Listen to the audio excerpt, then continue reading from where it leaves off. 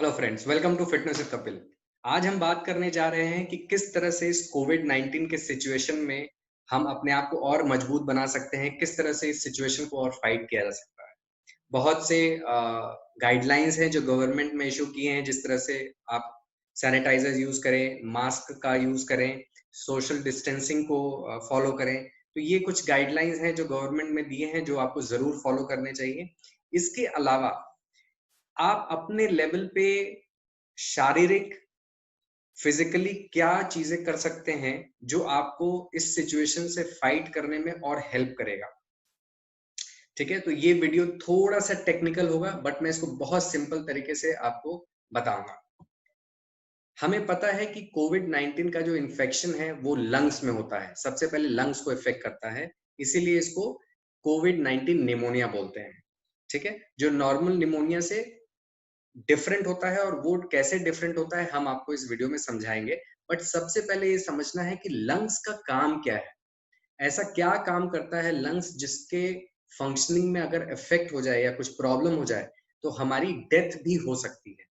वैसे हमें इस सिचुएशन में डरने की जरूरत नहीं है अगर हम सारे के सारे गाइडलाइंस फॉलो कर रहे हैं, क्योंकि मोर्टेलिटी रेट बहुत कम है, रिकवरी रेट बहुत ज्यादा है, ठीक है? बट आपको अपना immunity both physically and mentally अच्छा करना है, ठीक है? ताकि आप सिचुएशन से और स्ट्रांगली फाइट कर सकें, ठीक है? तो आज हम आपको इस वीडियो में सब कुछ समझाएंगे कि क्या लंग्स का काम है, उसको स्ट्रांग बनाने के लिए और आप क्या कर सकते हैं। तो वो सारी चीजें हम आपको फिगर्स और डायग्राम के हेल्प से इस वीडियो में समझाएंगे, ठीक है? तो सबसे पहले आपके स्क्रीन पर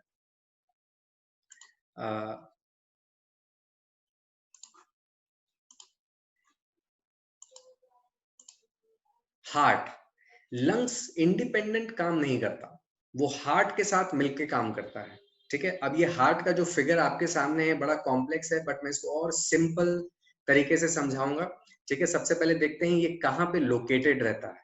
तो ये देखिए, ये आपका लंग्स है और लंग्स के बीचों बीच हार्ट है, ठीक है? अब मैं इस हार्ट को बाहर निकाल दूंगा राइट साइड में, ताकि आप इसके और उसके बीच में कम्युनिकेशन कैसे होता है वो आप और बेटर तरीके से समझेंगे। तो ये देखिए, मैंने हार्ट को बाहर निकाल दिया और यहाँ पे हार्ट के 4 चेंबर्स हैं, 4 चेंबर्स होते हैं हार्ट में। ये जो रेड वाला सेक्शन है इसको हम बोलते हैं राइट एट्रियम, जो रेड वाला ऊपर वाला पोर्शन है, और नीचे वाले को राइट वेंट्रिकल्स। जो ये राइट साइड दिख रहा है ये एक्चुअली लेफ्ट होता है। So left atrium and left ventricles, ठीक है? ये 4 चेंबर होते हैं और ये 4 चेंबर्स में आर्टरी और वेन्स का पूरा खेल होता है, बट मैं इसको आर्टरी और वेन में नहीं समझाऊंगा, आपको सिंपल एक पाइप के थ्रू आपको बताऊंगा कि किस तरह से ये काम पूरा होता है। सबसे पहले ये समझना है कि जो ब्लड, जो ऑक्सीजन है हमारी बॉडी में, अगर वो मुझे यहाँ पे ऑक्सीजन, यहाँ पे सिचुएटेड मसल्स को ऑक्सीजन मिल रहा है तो वो ब्लड की वजह से मिलता है, ठीक है?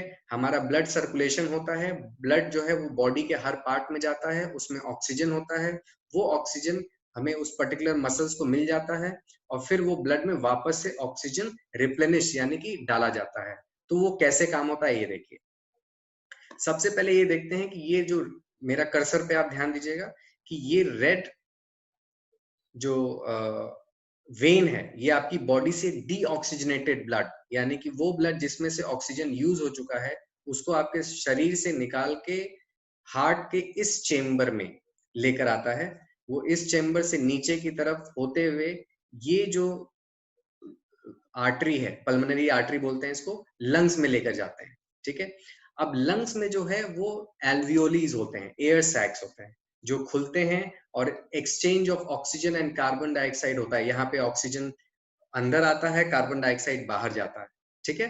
सो ये काम लंग्स में होता है। तो आप सांस लेते हैं, सांस में जो ऑक्सीजन है वो लंग्स में आता है और वो ऑक्सीजन ब्लड में वापस एल्वियोलीज के थ्रू, एयर सैक्स के थ्रू इसमें जाता है, एक्सचेंज होता है और फिर ये देखिए पल्मोनरी वेन के थ्रू ये left side of the heart के ऊपर वाले चेंबर में जाता है और फिर नीचे की तरफ होते हुए वापस आपके शरीर में चला जाता है, ठीक है?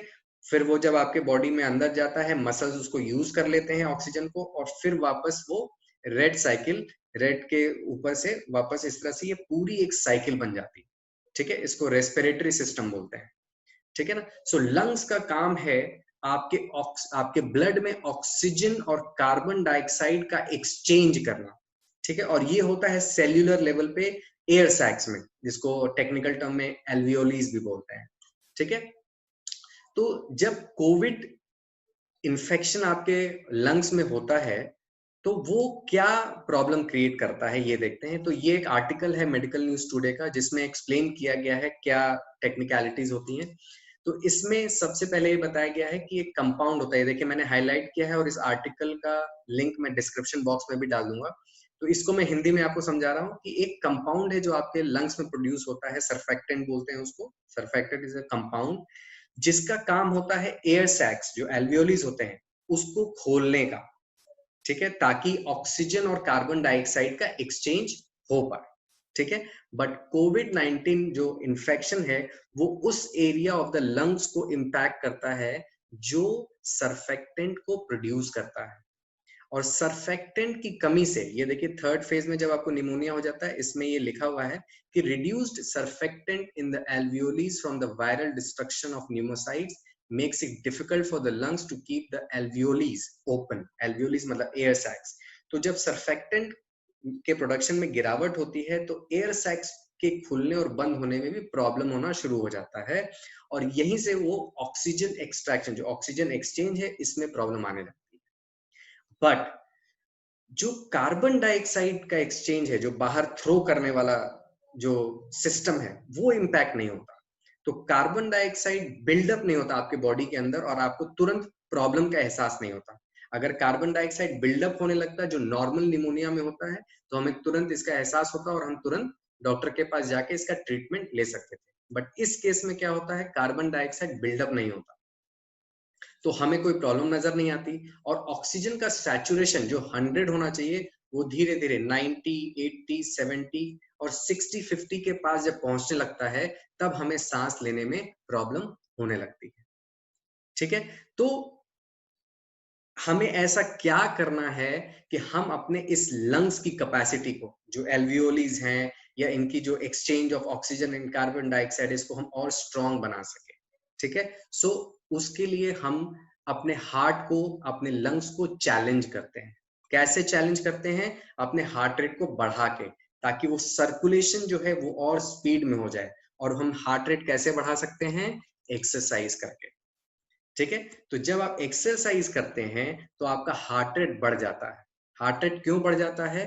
क्योंकि जो मसल्स काम कर रहा होता है उसको ऑक्सीजन की जरूरत ज्यादा होती है, ठीक है। और ज्यादा ऑक्सीजन की जरूरत में वो ज्यादा तेजी से काम करता है, ठीक है। इस तरह से हम अपने हार्ट को भी स्ट्रांग बनाते हैं और at the same time lungs को भी और स्ट्रांग बनाते हैं, ठीक है। So exercise becomes the most important part in making your lungs और the capacity of lungs more stronger, ठीक है, ताकि आपको इन केस अगर कोविड हो तो आप उससे और बेटर तरीके से फाइट कर पाए। एक्सरसाइज जो आपके हार्ट और लंग्स को स्ट्रांग बनाता है वो भी दोनों तरीके से हो सकते हैं। अब बस बहुत लोग ये बोलते हैं कि सर मैं तो रोज वॉक के लिए जाता हूँ या मेरे घर में ही बहुत काम है, तो उनको मैं ये समझाना चाहता हूँ कि वो आपका फिजिकल एक्टिविटी है, ठीक है, जो आप रोजमर्रा या रोज कर रहे हो, ठीक है। It is different from exercise. Physical activity वो चीज है जो आप रोज कर रहे हो। जैसे फॉर एन एग्जाम्पल आप पिछले 1 महीने 2 महीने से रोज 5 किलोमीटर की वॉक कर रहे हो विद द सेम स्पीड, ठीक है, तो आपका बॉडी यूज टू हो चुका है, ठीक है। आपका हार्ट और आपका लंग्स अब चैलेंज नहीं हो रहा उस पर्टिकुलर एक्टिविटी को करने के लिए, ठीक है। सो एक्सरसाइज क्या करता है? एक्सरसाइज आपके हार्ट और लंग्स को चैलेंज करता है, ठीक है।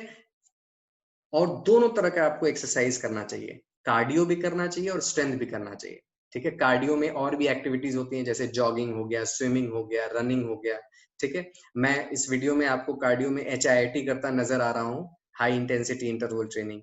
और right side of the video में मैं स्ट्रेंथ कर रहा हूँ।